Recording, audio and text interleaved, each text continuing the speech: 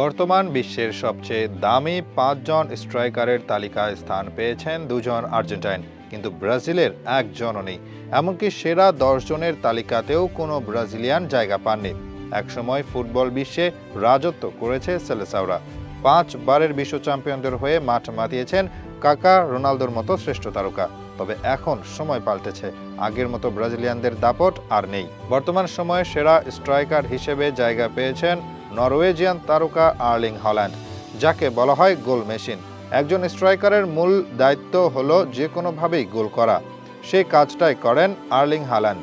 তার খেলায় মেসি, নেইমারের মতো কৌশল দেখা যায় না, কিন্তু বল পায়ে পেয়ে গেলে গোল করতে ভুল করেন না। ম্যানচেস্টার সিটির হয়ে মাত্র কয়েক মৌসুমেই ইউরোপের সেরা স্ট্রাইকারে পরিণত হয়েছেন হল্যান্ড। বর্তমানে তার মার্কেট ভ্যালু ২০০ মিলিয়ন ইউরো। দ্বিতীয় অবস্থানে রয়েছেন ফ্রান্সের তারকা খেলোয়াড় কিলিয়ান এমবাপ্পে, যিনি আগে ছিলেন পিএসজির খেলোয়াড়। সেখান থেকে গত সিজনে এসেছেন রিয়াল মাদ্রিদে। বিশ্বসেরা ক্লাবে এসে তার পারফরম্যান্স আরও দুর্দান্ত। যদিও রিয়াল মাদ্রিদ দল হিসেবে ভালো করছে না, কিন্তু এমবাপ্পে ঠিকই গোল করছেন ধারাবাহিকভাবে। ফরাসি এই তারকা ইতিমধ্যে ২ বার বিশ্বকাপ ফাইনাল খেলার রেকর্ড করেছেন। একবার হয়েছেন চ্যাম্পিয়ন, আরেকবার করেছেন হ্যাট্রিকের রেকর্ড। বর্তমানে বিশ্বের দ্বিতীয় দামি স্ট্রাইকার কিলিয়ান এমবাপ্পে। তার মার্কেট ভ্যালু এখন ১৭০ মিলিয়ন ইউরো। তালিকার তৃতীয় স্থানে আছেন সুইডেনের আলেকজান্ডার ইসাক। চলতি সিজনে নিউক্যাসল ইউনাইটেডের হয়ে দুর্দান্ত পারফরম্যান্স করেছেন তিনি। সেজন্যই লাউতারোকে পেছনে ফেলে উঠে এসেছেন তৃতীয় স্থানে। তার বর্তমান বাজার মূল্য ১০০ মিলিয়ন ইউরো। সেরা স্ট্রাইকারদের তালিকায় এর পরের দুটি স্থানে আছেন ২ জন আর্জেন্টাইন। লাউতারো মার্টিনেজ চতুর্থ আর পঞ্চম স্থানে হুলিয়ান আলভারেজ। গত কয়েক সিজন ধরেই ইউরোপের সেরা স্ট্রাইকারের তালিকায় ধারাবাহিকভাবে আছেন লাউতারো মার্টিনেজ। গত ৩ সিজন ধরেই ইন্টার মিলানের সেরা গোল স্কোরার তিনি। এমনকি এই বয়সে ইন্টার মিলানের সর্বকালের সেরা খেলোয়াড়ের তালিকায় তার নাম উঠে এসেছে। গত সিজনে ক্লাব, জাতীয় দল ২ জায়গাতেই গোল্ডেন বুট জিতেছেন। লাউতারো মার্টিনেজ এই মুহূর্তে বিশ্বের অন্যতম সেরা স্ট্রাইকার, সেটা বোঝা যাবে তার মার্কেট ভ্যালু দেখলে। লাউতারো মার্টিনেজের বাজার মূল্য এখন ৯৫ মিলিয়ন ইউরো, যা আর্জেন্টাইন প্লেয়ারদের মধ্যে সর্বোচ্চ। তবে স্ট্রাইকার হিসেবে তিনি খুবই আন্ডাররেটেড। ধারাবাহিক পারফরম্যান্স করেও সেরকম লাইমলাইট পাননি। চলতি সিজনে এখনও পর্যন্ত ব্যালন ডি'র জেতার দৌড়ে আছেন লাউতারো। সেরা স্ট্রাইকারদের তালিকায় পঞ্চম স্থানে আছেন জুলিয়ান আলভারেজ। স্প্যানিশ লিগে আলভারেজ এখন অন্যতম সেরা স্ট্রাইকার।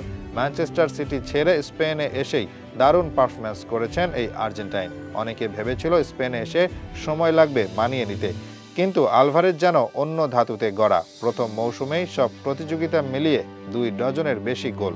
লা লিগায় নিজেকে পরিণত করেছেন সেরা ফরওয়ার্ড হিসেবে।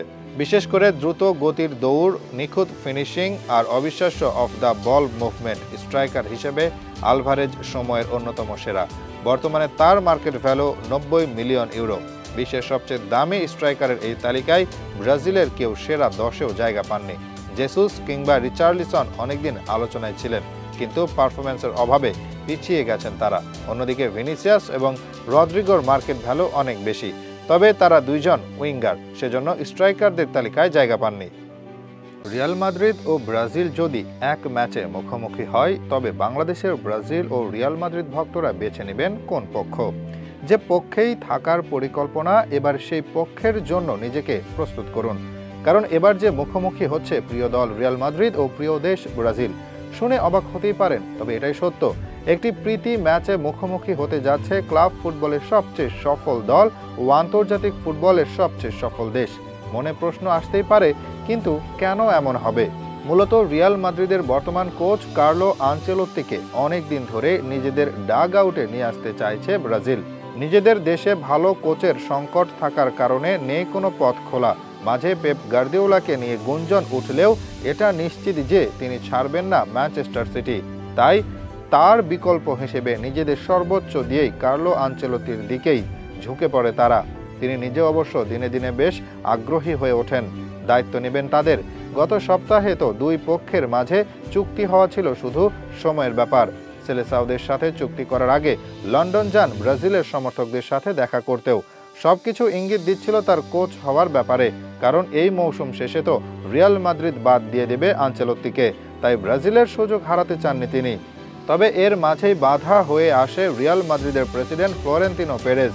ব্রাজিল ও আনচেলত্তির মধ্যকার চুক্তি হতে দিবেন না, কারণ যদি ওই সময় চুক্তি হয়ে যেত তবে রিয়াল কোচকে বরখাস্ত করার দায়ে 1 বছরের বেতন জরিমানা দেওয়া লাগতো, আর সেই জরিমানা দেওয়ার ইচ্ছে ছিল না তার।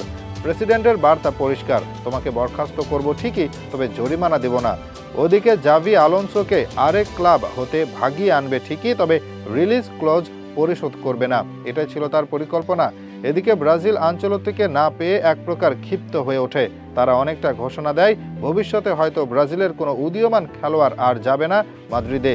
এতেই বুঝি টনক নড়েছে পেরেজের, যেহেতু কোচ ছেড়ে দিবেই তাই আর ঝামেলা করে কোনো লাভ নেই। খুব শীঘ্রই আনচেলত্তির সাথে হতে যাচ্ছে সেলেসাওদের চুক্তি, যা হতে পারে 2026 বিশ্বকাপ কিংবা 2030 বিশ্বকাপ পর্যন্ত। আনুষ্ঠানিক ঘোষণা আসবে খুব শীঘ্রই। তবে ক্লাব ও দেশটির মাঝে অনেক পুরনো সম্পর্ক হওয়ার কারণে এবার সেটা কাজে লাগিয়ে একটি প্রীতি ম্যাচ আয়োজন করতে চায় তারা। এর আগে ব্রাজিল ও এসি মিলানের মধ্যকার একটি প্রীতি ম্যাচ হয়েছিল এই আনচেলত্তির পেশাদার ক্যারিয়ারের শেষ ম্যাচে। এবারেও থাকছে ব্রাজিল, তবে প্রতিপক্ষ রিয়াল মাদ্রিদ। ক্লাব ফুটবলে কোচিং শেষ করে যাচ্ছেন সেলেসাওদের দায়িত্ব নিতে। তার আগে একটি প্রীতি ম্যাচ খেলবে এই দুই দল, এমনটাই জানিয়েছেন ফাব্রিজিও রোমানো। এখন প্রশ্ন হচ্ছে, যদি ব্রাজিল ও রিয়াল মাদ্রিদ মুখোমুখি হয় তবে ভিনিসিয়াস জুনিয়র, রদ্রিগো, এনরিক ও এডার মিলিটাও খেলবেন কোন দলের হয়ে? তাদের তো দুই দলে খেলার অধিকারই আছে, কে জানে হয়তো দুই অর্ধে দুই দলে খেলবেন তারা। যেহেতু লড়াই হবে একটি প্রীতি ম্যাচের, তাই এটা কোনো অসুবিধা হওয়ার কথা না।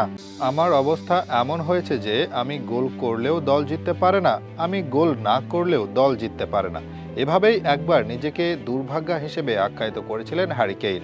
কেইন নামটাই যেন অভিশপ্ত স্পোর্টস জগতে, ক্রিকেট, ফুটবল কিংবা রেসলিং। ক্রিকেটে কেন উইলিয়ামসন তো বারবার হেরেছেন, হয় ফাইনালে নয়তো নকআউট রাউন্ডে, আর রেসলিংয়ের কেইন তো একজন বিখ্যাত খেলোয়াড় হয়েও সেরকম আলোচনায় ছিলেন না। বাকি থাকে ফুটবলের কেইন। তিনি যেখানেই যেতেন সেখানে শিরোপা খুইয়ে ফেলার জন্য বিখ্যাত ছিলেন। এ যেমন বায়ার্ন মিউনিখের কথাই ধরুন না, আর কিছু জিতুক আর না জিতুক লিগ শিরোপা ঠিকই জিতে চলছিল তারা। ইউরোপের টপ 5 লিগের মাঝে সবচেয়ে বড় উইনিং রেকর্ড ছিল তাদের। 2012-13 মৌসুমে শুরু হয় তাদের এই যাত্রা, যেটা গিয়ে থামে 2023-24 মৌসুমে। টানা 11 বার লিগ জয়ের রেকর্ড গড়ে তারা। এই যে গত মৌসুমে লিগ শিরোপা খুঁয়েছিল, কাকতালীয়ভাবে ওই মৌসুমে বায়ার্নে যোগ দেন কেইন। ভাবতে পারছেন একটা মানুষ কতটা দুর্ভাগা হতে পারে? যারা 11 বার লিগ শিরোপা জিতেছিল তারা কিনা কেইনের আগমনে শিরোপা খুঁয়ে ফেলল। মনে হচ্ছিল ক্যারিয়ারে বুঝি কখনো শিরোপা জয় করা হবে না তার। এই কথা কেনই বা আসবে না বলুন তো? ব্যক্তিগত পর্যায়ে জিতেছেন সব ধরনের golden boot, Euro golden boot, বিশ্বকাপ golden boot, European golden boot, English লিগের গোল্ডেন বুট জিতেছেন 3 বার, বুন্দেসলিগা গোল্ডেন বুট জিতেছেন, সবই জয় করেছেন তিনি। তবে শিরোপা ছিল অধরা তার জন্য। এতদিন খেলতেন ইংলিশ ক্লাব টটেনহামের হয়ে, সেখানে একবার ইপিএলে রানার আপ হয়েছিল তার দল। এরপর চ্যাম্পিয়ন্স লিগ ফাইনাল হারে লিভারপুলের কাছে, ইএফএল কাপের শিরোপা খোয়ায় আরও 2 বার। সব মিলিয়ে সেখানে ছিলেন ব্যর্থ। একই ধারার পুনরাবৃত্তি ছিল ইংল্যান্ডের হয়েও। 2020 ও 2024 ইউরো ফাইনাল হারে তার দল। ক্যারিয়ারে শিরোপা ছুঁয়ে দেখার আনন্দ কি জিনিস সেটা বোধহয় অজানায় থেকে যাওয়ার কথা ছিল তার। ব্যক্তিগত পর্যায়ে যেখানে সব ছুঁয়ে দেখতে পারছেন, সেখানে দলীয় পর্যায়ে কোনো ট্রফি তার স্পর্শ পেতে চাইছিল না। ফাইনাল এলেও শিরোপা তাকে রেখে চলে যেত অন্যদিকে। একের পর এক ফাইনাল হার কিন্তু সে কথাই বলছিল। তবে বায়ার্ন মিউনিখে আসা যেন ছিল তার জীবনের সেরা সিদ্ধান্ত। প্রথম মৌসুমে এসে ট্রফি না জিতলেও ইউরোপিয়ান গোল্ডেন বুট জিতে নেন প্রথমবারের মতো।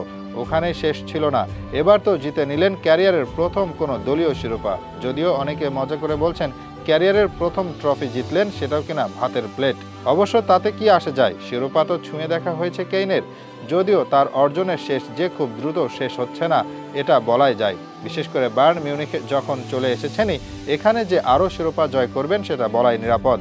এই জুন জুলাইয়ে তাদের মাঠে নামতে হবে ক্লাব বিশ্বকাপের জন্যও। তবে আপাতত হ্যারি কেইনের উচিত নিজের মুহূর্ত উপভোগ করার।